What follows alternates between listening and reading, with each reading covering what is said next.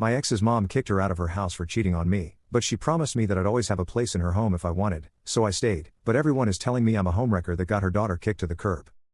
Hi. My ex, 22F, cheated on me, 22M, and her mom kicked her out. Her mom, 43F, said I could live in the house forever if I wanted. I met my ex, let's call her Lisa so it's less intense for me. Writing ex is still a lot, you know. We met in high school and we started dating when we were 13. It was great, her mother liked me, and I loved Lisa. She was funny, smart and was gorgeous. We spent a lot of time at her place. I was so happy back then. I don't have parents so I lived with my grandma, but she was more than enough. She was strong, funny in a crude way, lively and a straight up bad butt. I was 17 when she passed, and I moved in with her and her mom. I was devastated, but they were very inviting. My relationship with Lisa grew. It was amazing and they helped me through it. Lisa was my rock. It was the three of us since until now. Every day was similar after our HS graduation. Her mom would drop Lisa off at university and then her mom, let's call her Jen. Writing her mom over and over in this rant will be weird. Jen and I would go to work, we work on the same street and then we'd leave at 5 p.m. and go home. Lisa would be home by then ate dinner together. It was like that for the past 2 years. I know for some that sounds boring, but I enjoy stability. I was happy and we were saving up money for our own place, a good place. Jen never asked for rent, but she always took it because she knows how important it is to me that I contribute. Lisa and Jen were my family. I was going to marry Lisa and Jen was my best friend. I know it's weird that my best friend is my ex-GF's mom. I found out she was cheating on me last month. She accidentally sent me a text that was clearly meant for him.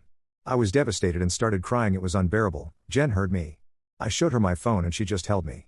Lisa came home and instead of apologizing or making an excuse, she said with venom, "I have a new and better man, pack up." It repeats in my head most days. Jen snapped, there was screaming and swearing. Jen ended up telling Lisa she had 30 minutes to pack up. I just hid in the office and locked the door. I just couldn't handle it. I was paralyzed in that one spot. Lisa left about 2 hours later.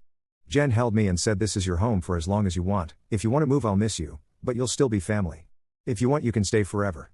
Being told that really helped me feel safe and took away some of my nerves. Sometime when I wasn't around, Lisa and her dad came by to pick her stuff up. Lisa and Jen have had a couple major fights, but Jen made it so I happen to never be around for most of them. Lisa and her friends are giving me a hard time sending hurtful text messages and I just don't know how to deal with that.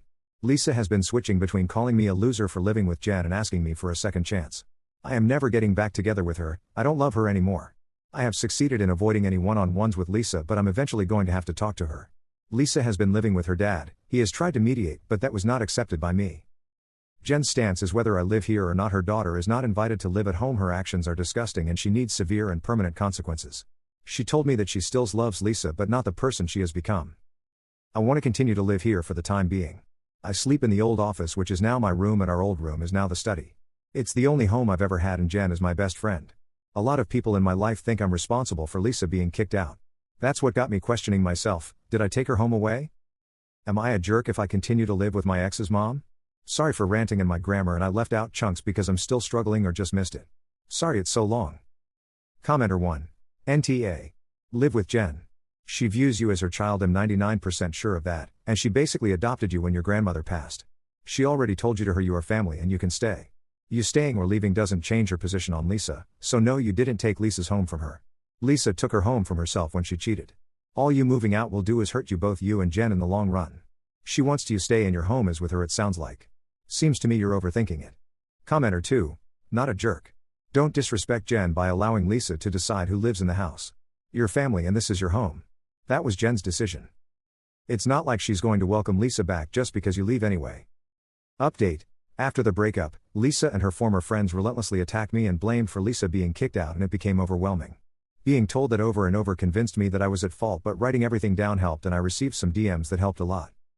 Now for the actual update. A lot happened. A few days after my post, Lisa came by. We talked, just the two of us, for the first time since she was kicked out. She started off by apologizing but immediately tried shift blame on me and then her mom. Then asked if she could have a second chance. I said no, and then she asked if I was sleeping with her mom. I said no, that she is the only person I have ever been intimate with and that Jen was basically my mom. Then she said, "So you're still in love with me?" A smugness that drove me insane. I remember exactly what I told her. I don't love you. The second I found out you cheated on me, it disappeared, and that I would rather drink 3 liters of elephant piss every day for the rest of my life before I would get back together with her. She slapped me and then went to the backyard and had it out with Jen. She said some of the most vile things I've ever heard in my life, and I won't write it down and I definitely won't speak it to her mom. It was disturbing. Then Jen, in a very calm voice, said that she was no longer her daughter and told her she was trespassing and to get out. Lisa looked shocked and then stormed off. The second Lisa left, Jen had a meltdown. It lasted hours. I was pissed off at Lisa. She confided in me that she hates her daughter now and doesn't want a relationship with her anymore. She started going to therapy and told me around 2 weeks ago that she is disowning Lisa and it's what's best for her mental health. That her therapist said she can still love her daughter and not want anything to do with her. I've been supporting her the best I can. I like being helpful. Lisa made less and less attempts to contact me. She is living with her dad. 5 days ago I got a text from Lisa's best friend, let's call her Kate. She was one of a few of Lisa's friends who didn't harass me and actually picked me in the breakup. We've talked a few times since the breakup to console me. She asked if she could come by with some of Lisa's friends so they can apologize. I was apprehensive, but this woman is a straight shooter and I was curious. So they came by and Kate said, "Thank you for letting them come over." Then the other 3 women each took turns apologizing to me, then they apologized to Jen for everything, then dropped a bomb. They didn't know she was cheating. Apparently Lisa has been telling people that she only cheated because I was sleeping with her mom and that's why she was kicked out. I asked why they thought I would ever do something like that and why are they apologizing now. They said it was easier to think I was a cheater than their best friend was a lying CNT, their word not mine. They told me they had cut her out. I must have looked like I didn't believe them, so they all showed me their text messages to Lisa and their social media. It seemed really important to them that I believe them, and yeah, they definitely did. They were not gentle about it, to say the least. I accepted their apology mostly. They all left but Kate and Jen went to the backyard. I don't know what they talked about, but they were both smiling when they came back. I thanked Kate for setting them straight and being on my side throughout the breakup. She said she was just following her moral compass. I'm doing much better now and I don't plan on moving out until the time is right for Jen and me. Jen has become my best friend and we support each other. I have a routine I follow that really helps. Also, I started sleeping better. I mostly just wrote this because it helps me clear my mind. Commenter 1. Can I just say how happy I am that you actually called the friends out? Oh, we thought that you were sleeping with her mom and got her kicked out.